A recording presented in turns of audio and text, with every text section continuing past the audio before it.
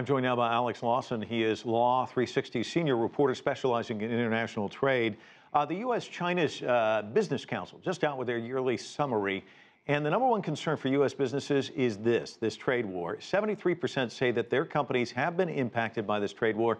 The administration keeps saying that it's impacting China, but U.S. businesses are suffering as well, aren't they?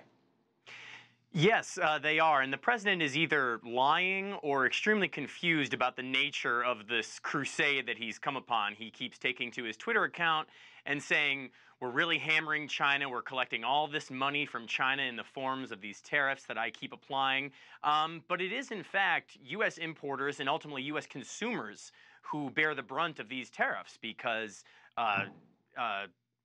domestic producers have to pay more to source the goods that they need, and that means that they must charge more to customers at the end of the supply line. And you know, Alex, also in this survey, they talk about the loss of sales, their fears of uncertainty about the supply chains. That's just one aspect of it. That's businesses in China, U.S. businesses. But then here in the U.S., you've got farmers who grow soybeans in Iowa who are being impacted. You've got people who are fishing for lobster in Maine also impacted. How long can this continue before all of those pressures? I mean, you have state representatives, you've got state senators who undoubtedly have got to be saying to the White House, hey, you gotta let your foot off the pedal. Well, that's a great question, and it's an important one because you've asked, you know, how long can it go on? And it's important to note that both the U.S. and China are quickly approaching just about the maximum level of tariffs that they can impose. The U.S. has imposed tariffs on $250 billion worth of Chinese imports. For reference, we imported about $505 billion worth of goods last year from China. The president has already said he's prepared to go with tariffs on another $267 billion. That means you're applying tariffs to just about every Chinese product that comes into the United States. On the other side, China has met us in kind almost every step of the way with tariffs of their own, and that hurts largely agricultural producers, but really producers across the economy, which you hinted at. And they, too, are reaching just about the limit of U.S. products that go into China. So we're going to hit a ceiling here where we've just about capped out on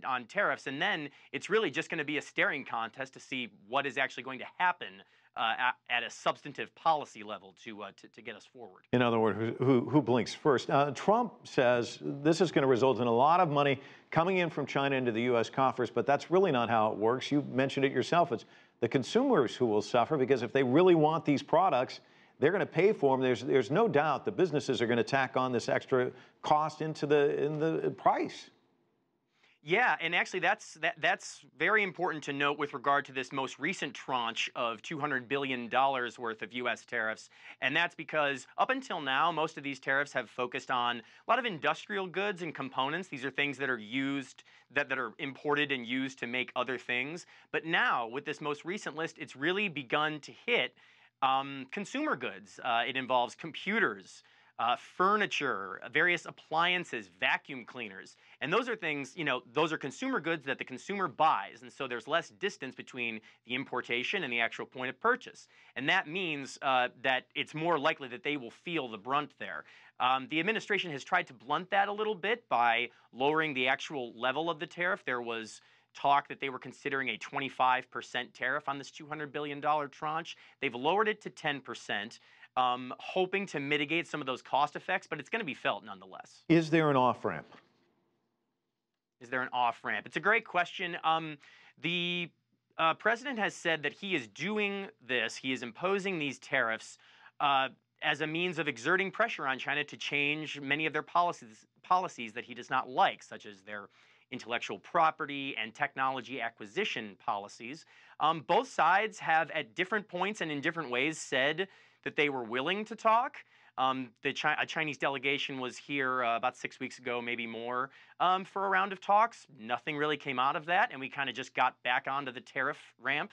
And so it remains to be seen. I wish I had a better answer for how it can end. I will say that the administration, in other contexts, not involving China, has been willing to sort of declare victory or announce a deal where maybe one isn't quite there yet. That's been the case with the NAFTA talks and also with the early stages of the European Union talks. So you can see a situation where if President Trump and President Xi sit down and can just arrive at some kind of broad political consensus, you can see both sides maybe being able to emerge and say, yes, we have done right by our constituents and now we're ready to move forward. But we're not really close to that happening right now. Alex Lawson from New York, thanks so much for joining us.